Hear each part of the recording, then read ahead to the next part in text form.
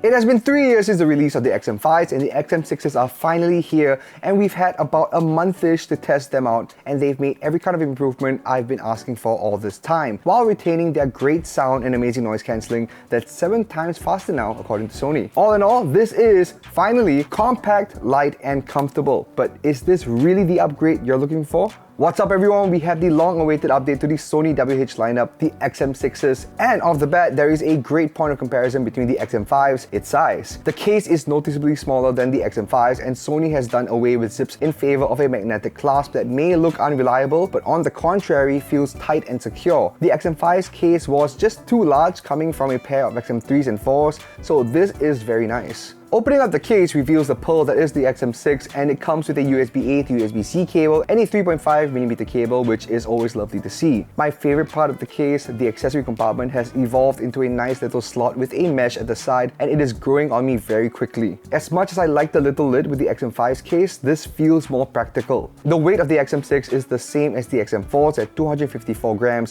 which makes it 4 grams heavier than the XM5's. And talking about the clamping force on the XM6, it is way more noticeable than the 5s. Don't get me wrong, they still are comfortable to use in your day-to-day after breaking them in a little bit. If you're jumping in from other brands like Apple, you'll be in for a treat because the disparity in comfort between these and the AirPods Maxes is kind of crazy, since the AirPods Maxes weigh 384 grams versus the 254 grams that the XM6s are. That's 130 grams, which is, yeah, that's kind of insane. If you're jumping in from the XM3s or 4s, you'd be used to the feel with the XM6s. Folding your headphones is finally back, thank God. It took Sony 3 years to realize that they should have just kept the original design with the XM4s, but you can't innovate if you don't experiment and all that. The XM6s have metal hinges that do the turning, and the headband is pretty elastic, so you can expect these to be quite durable over time. Very durable actually. Wow.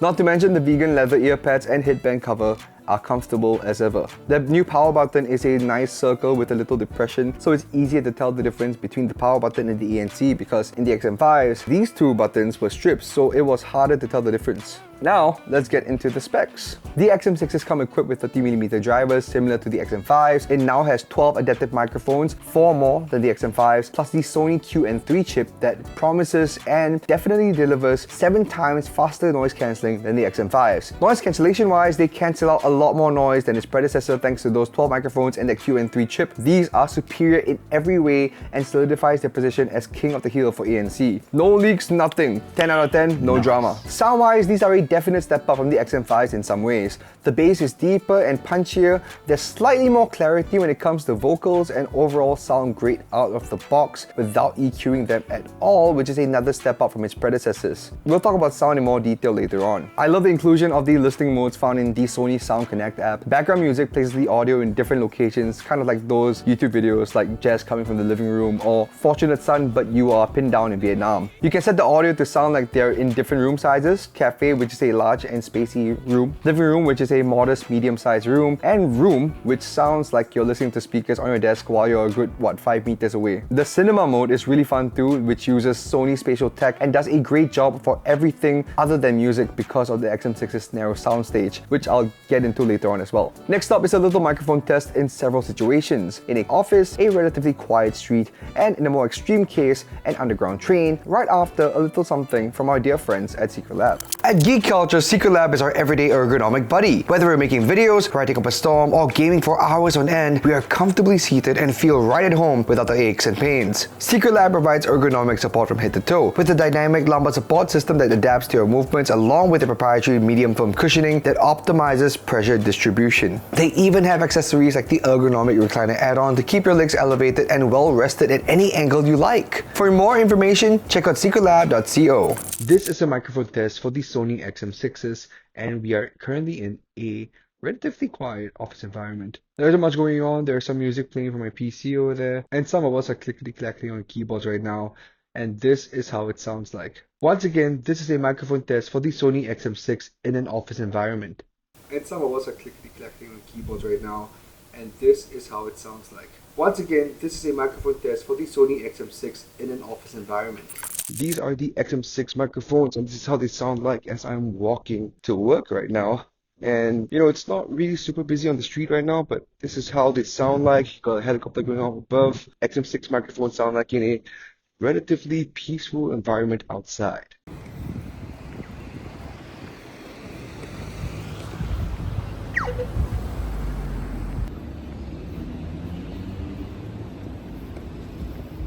So these are the spectrums of it's going to be a moving into the workstation. This is how we have this. Just having a look at all these things that we have outside. Next station, Upper House.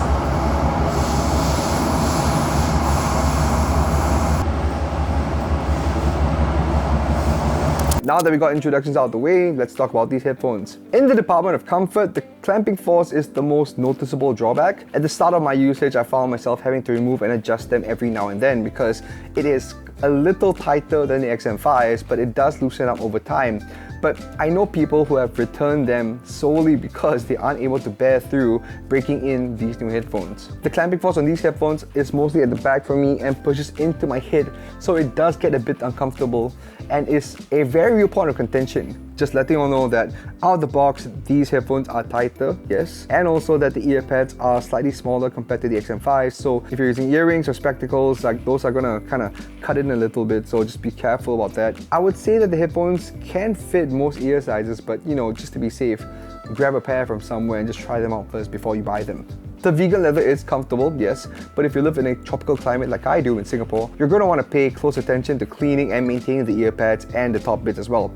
By that I mean the headband. Because it does get warm in the ear cups and your sweat will definitely get in there, so please clean them on the regular. Storage wise, I absolutely love the fact that it folds again. I can go back to allocating the same space of an XM4 like I did back then, and not to mention the pouch is just really nice.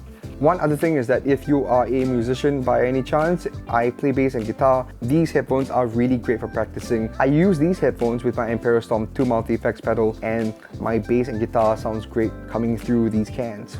And you know, listening to music with the aux in sounds great as well. No issues whatsoever. Now for the sound quality, which has split the community in some ways. Some are saying you might as well stick to XM4 since they have larger drivers, which they do. They are 40mm drivers. Others are saying these sound great right off the bat and are worth the upgrade regardless. Here's what I think. For starters, the soundstage is narrower than the XM5s for sure. The XM6 and its bass-heavy signature does very well for mostly pop and hip-hop.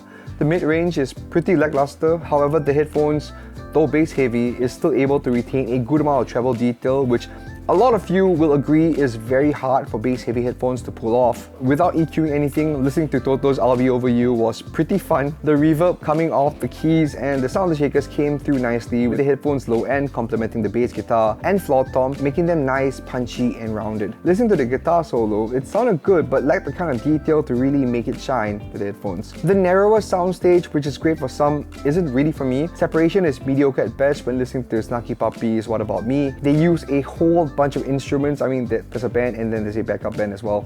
So it's a lot of people. So even when someone is playing a solo, they don't stand out as much. Metal, punk and hardcore are alright with these, but don't exactly shine through as much without EQing them. Falling with Scissors track Tripping Wires does well because of the great low end of these headphones. There are a lot of bass heavy samples and it's just the way that it's mastered. And the bass and kicks in Whisper's A Choice to Survive really pound through nicely, though again the vocals, though there is clarity, just doesn't really stand out as much. Punks don't usually care about these things so long as headphones are able to produce sound, but listening to Stigmata by Skid System was a nice treat. The D-beat drums are punchy and the bass and dark sounding guitars sound majestic, though the vocals again don't cut through as much. The other thing is that there is some sibilance and harshness in the treble as well, which through the EQ sort of fixes that, the mids and the sound staging issues, but the sound still comes off lacking. Overall, they still sound great depending on what you listen to. If you love listening to Sabrina Carpenter or Bad Bunny, yeah, you're gonna love them.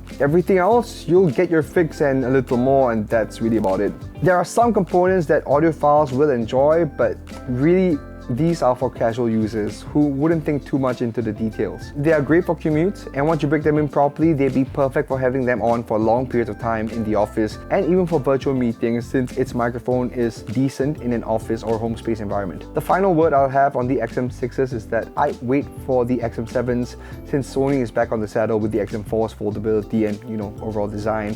I'm kind of surprised they didn't go for the 40mm drivers, but they probably needed the space for the 12 microphones.